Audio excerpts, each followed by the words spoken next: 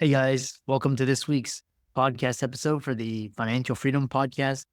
And today I really have a special guest, Patrick Rogers. He's a serial entrepreneur and investor. Now he's personally coached hundreds of CEOs, organizations about M&A. So today's talk is going to be all about acquisitions, mergers, or getting a walkthrough through the process and all of the pitfalls to avoid. So I'm really happy to welcome Patrick to the show and bring him on. So Patrick, welcome. Oh, thank you for having me, Chris. It's great to be here. Yeah, we had connected through Podmatch, and tell us about your background, your story, and we'll get started. Yeah, you bet. Started out, I'm actually a recovering nuclear engineer. So I was an officer in the Navy, and I got out and got into sales and engineering for boiler chemicals for large industrial complexes. Did that for 15 years, rose up the ranks and realized that corporate America can make me rich. So became an entrepreneur. I got into property management, and that's where I cut my teeth on entrepreneurship. And basically got to a point where I was growing the company so fast that other people in in this nationwide property management organization were like, "Hey, how are you doing that?" And that's what got me into coaching and consulting. And I had already done an acquisition. So that's led me to where I am today with mergers and acquisitions. So now what I do is I help business owners and CEOs double their business every year through acquisitions, right? So inorganic growth is, as we know, very different than organic growth. It's organic growth, maybe 15, 20% a year. Inorganic growth, you can literally double every year. So that's what I focus on now. Interesting. Yeah, and I found your comment about corporate America is not going to get you rich because most people they think, oh, I can become the CEO of this company or I can work for this company. Just dispel some of that myth or the thinking behind that idea. Yeah, it's possible, right? You can definitely rise the ranks and become a CEO and get some equity, or you could do it on your own, become a business owner and buy literally a new business every year and literally double every year. That's what we focus on is let's say you're a $2 million company now. You're going to be able to, on all likelihood, if you're doing a good job of saving up some assets and preserving your company assets and you have a good balance sheet, you'll be able to purchase a company for 2 million this year. So now you have on the books a company for 4 million.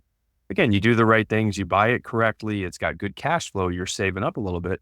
Next year, you buy a $4 million company. Now you went from 2 million to 8 million in 2 years. This is what happens. And then the next year we buy an $8 million company. Now you've gone from 2 million to 16 million in 3 years. This is what we're doing. Yeah. So it sounds like scaling and using other people's time and talent. Just a lot of listeners, they're interested in what you just said. And so walk them through the acquisition process, benchmarks to look for, all of that. Chris, it's an interesting time. First of all, about why is acquisitions right now such a special time and why now even versus 8 years ago or 10 years ago? There's a couple things that are happening before I actually dive into the process, if it's okay. And that's that baby boomers right now are retiring in droves.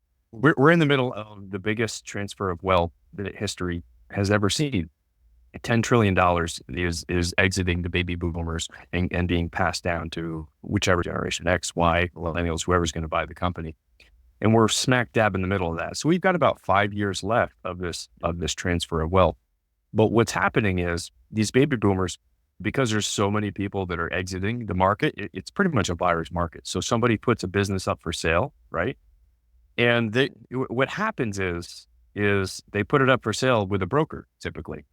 And there's some really good brokers and there's some that are more like realtors and they want to get the listing. So what do they do when they get a listing? They give you an overinflated value in that company. So this is happening all the time. They put it up for sale and any idea, I'll ask to pose a guest if you would, what percentage of businesses do you think that are actually put on the market actually sell? I would say, I don't know, maybe less than 10%. That's my guess. Yeah, really good guess. It's 16 or 18% right now. It was 20 and it's dropped even more. So they're putting these things on the market and they're not selling. So what happens if you're a retiree, like your mind is on retirement, if you're trying to sell your business. So what ends up happening is they put it up for sale. They get a couple hits, people look at it, but nobody buys it because it's overpriced. And then the owner just stops getting, he or she's motivation just starts dwindling, right? And it starts dwindling more. And then they're putting less energy in the business. And then so the business starts shrinking not drinking, shrinking, things start falling apart, and then the value keeps going down and down. And what ends up happening is that business gets sold to a competitor for pennies on the dollar, or equipment gets sold, or fire sale, or they just shut it down. And so there's a very distinct advantage right now, an opportunity to get to these owners before they put it on the market and buy it for a fair price for you and a fair price for them. Yeah, I love that. And how do you know which, because you hear all about on the news, for example, Amazon or Google or these Coinbase, how do you know which ones to M&A, which ones to buy roughly? What we do is, like, when we work with a company, first of all, the first thing we want to do is identify what is our overall strategy, right? You can just buy all different kinds of companies, but many times if we do a roll up, and this kind of goes into the strategy, what is your strategy? If you do something called a roll up strategy, that is also called, it's basically the same thing as multiple arbitrage. So what you're doing is, let's say you own an HVAC company, okay? And I'm actually involved in an HVAC roll up with one of my clients. I'm part owner in it, or partners now. But what you do is, let's say you buy this HVAC company and you pay $5 million for it, and it has $1 million of EBITDA. And that's earnings before interest, taxes, depreciation, amortization. So it's basically the net cash flow, right? So you pay $5 million for this company. Okay. Does it make sense? So now let's say you buy 10 of these, 10 of these companies at 5 million each, $1 million of EBITDA. So that's a multiple of 5 times the EBITDA. And that's how you find the value of a company. So the EBITDA, $1 million times, in this case, 5, which is actually pretty high for that company, to get the price. When you put them all under one roof and it's all one company, that multiple goes up. So this is called multiple arbitrage.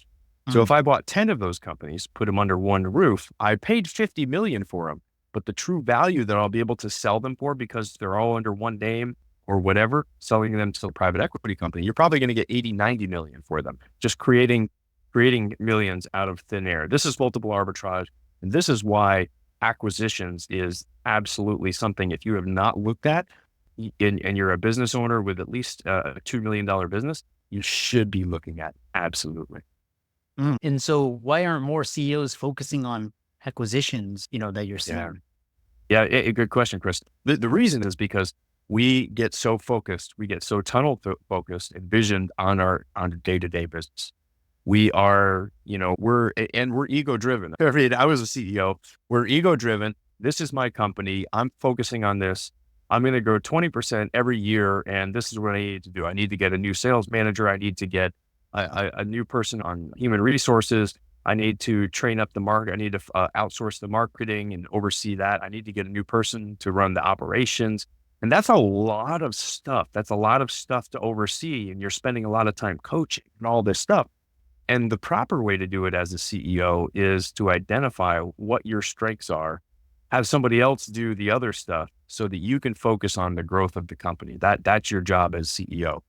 And so a lot of it has to do with just not being able to have a company that runs itself without you, so that you can focus on strategic partnerships, high level growth, coaching of the management team, acquisitions, things like that. It's just, we just get so stuck in our day to day, and it's a paradigm too. That's all we know. I've got my business and I'm growing it. That's what's important to me. And we just don't think about these other things because no one's really talked to me. Nobody's really told me about this other way to grow, to be honest with you. They've heard about it, but they're not really, it's maybe not for me. Yeah. Yeah. What you mentioned was this merger arbitrage. What other acquisition strategies do you recommend? Yeah. So it's multiple arbitrage. And so there's a number of different acquisition strategies. One is horizontal. Horizontal means you're buying pretty much your competitors, or you're buying the same companies that you going into a new geographic market, right? So that's horizontal. Then there's vertical, which is purchasing your supply chain up and down your value chain. So you're purchasing your supply chain. So if let's say I'm a fan company, right? I buy and I assemble and manufacture fans. I buy a motor from a motor company. So an example of a vertical integration would be purchasing that fan company. And why would we want to do that? For a number of reasons. One is now I control that margin. So now I own that margin too. So I can control the price that this company is getting it. I can also control manufacturing. So in COVID in 2020, 2021, we all know that we're all buying everything from China And if you were relying on a motor that was coming over from China, it was sitting on a ship for 2 months, for 60 days. How do we do that? Do I want to reshore? Do I want to find somewhere else to do it? And so now you have control of that vertical market. And you can also control the quality. And then the two other strategies is one that's called complementary. And complementary is when you don't buy vertical or horizontal, your competitors, but instead you buy a company which is synergistic, right? A company that maybe has the same decision makers. It's related, very similar, but you're not directly competing. So an example might be an HVAC contractor. Let's say there's a commercial HVAC contractor out there and they're doing boiler installs for somebody. They don't do the plumbing aspect of it. They farm that out. They call up a plumbing company and they say, hey, can you guys come in and do this? Instead of doing that, they then buy or acquire a plumbing company. And now every time they do an HVAC bid, guess what? The plumbing goes with it. And so now they make that much more money. If the plumbing was $50,000 on this job and the HVAC was $50,000, now they have a $100,000 deal. And then the same thing with the plumbing company now. For all their jobs, they can now bid the HVAC, and they all have unique relationships and unique customers. So when you buy a synergistic company, if you can make it work, you end up getting logarithmic or hockey stick growth on organic growth. So not only do you have the inorganic growth, but both companies are going to get extra sales because you now are introducing new clients to each other and new jobs. Does that make sense, Chris? Yeah. Yeah. I love that idea where you're synergy and you're exponential and you're basically, it's not linear. What are so when people are interested, they say they have a company or a practice, they want to put it up for sale or acquire, where do most acquisitions go south or some of the pitfalls to what's out? Really good question. There's a couple things. One is, especially when you're doing a synergistic, it's different. If I'm buying a competitor or if I'm an HVAC and I'm going to buy another HVAC company and I've got my system down, my processes, I can buy another one and just have it run like my company and just get it going. If I buy a plumbing company, things are going to be different. So when you purchase a company, there's two main areas where it falls down. One is not ensuring that when you buy it, you have a proper team of people that can keep the business going there and they're motivated to run it. So if you purchase a company and you don't have certain things in place like golden handcuffs, or long-term employee management agreements, or a CEO who's already ready to come in and run it, people can leave. They can take their business elsewhere and steal your clients. So going into it, you have to make sure that the people portion of it is rock solid. And part of what we're doing here, we're not just buying a company for you as the CEO to go and run it. That is not what you want to do. That is the absolute last thing you want to do. You want to purchase this company with a solid plan in place. Maybe there was a number two person there, the COO perhaps, who's going to get promoted to the CEO and run the company for you, or whatever that is. That needs to be, or the owner that you're purchasing it from. Maybe you only buy 70% of it, and we do some kind of an earn-out thing, and that owner stays there and runs it for a number of years until you sell it. But here's the biggest place where acquisitions fall down, Chris, and it's due diligence. Owners will tell you all day long that their company is this amazing, wonderful paradise and this beautiful business that you should spend millions and millions of dollars for. And it might be. The truth is we have to do a phenomenal job of due diligence and uncover the areas that it's going to be a risk. And that's the whole purpose of due diligence is because the owners, they'll say that, oh, all you got to do is X, Y, Z, and it's going to grow like crazy. Well, Mr. Owner, why haven't you done that yet? If you're saying all you got to do is do this great Facebook marketing campaign that you say is going to double the business next year, and that's why I should pay top dollar for your company, why haven't you done it yet? What's going on there? What if somebody doesn't buy the company or you already have this in progress? And so in the due diligence phase, what you're doing is you're verifying a number of things. You're looking at the financials. You're making sure that their financials are what they say they are, and they hardly ever are. Hardly ever. You're making sure that their operations are what they say they are. You're making sure all their paperwork lines up. You're looking at all the legal. You're looking at all the insurance. You're looking at all the people. You're really diving into the people and making sure that when you buy this thing, how much risk are you personally taking on? And so when we do this, there's actually a 28-page due diligence document. When we enter this phase, we send it over to them right away. And so they have a lot of homework to do. And so I just want to caution you, if you're going to do the acquisitions on your own, which I highly don't recommend, but if you do, don't assume anything. This is why most acquisitions that fail do fail. It's either because the people run away or the culture, or B, it's because you did a poor job of due diligence. Yeah.